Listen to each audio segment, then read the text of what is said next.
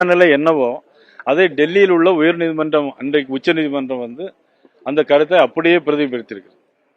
எப்படி நீங்கள் மதுரை உயர்நீதிமன்றம் இருக்கும்போது ஏன் நீங்கள் சென்னை உயர்நீதிமன்றத்துக்கு போனீர்கள்?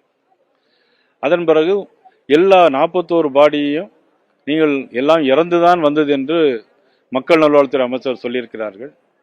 41 பாடியையும் நீங்கள் ஒரே இடத்தில் வைத்து போஸ்ட்மார்ட்டம் பண்ணீங்களா, 41 மேஜைகளில் வைத்து போஸ்ட்மார்ட்டம் பண்ணீர்களா என்ற கேள்வியை உச்சநீதிமன்றம் கேட்டிருப்பது இந்த அரசாங்கத்திற்கு மிகப்பெரிய ஒரு தலைக்குனிவாகத்தான் இருக்கிறது.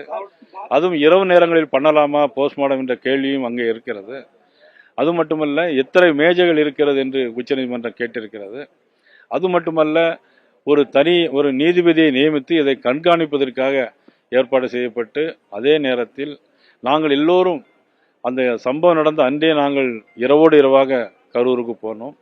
அப்பொழுது சுப்ரீம் கோர்ட்டினுடைய சிட்டிங் பெஞ்ச் விசாரிக்க வேண்டும், இது நீதிபதிகள் விசாரித்து சிபிஐக்கு வழக்கை மாற்ற வேண்டும் என்று நாங்கள் பாரதிய ஜனதா கட்சி, தேசிய ஜனநாயக கூட்டணி சார்பாக அண்ணன் EPS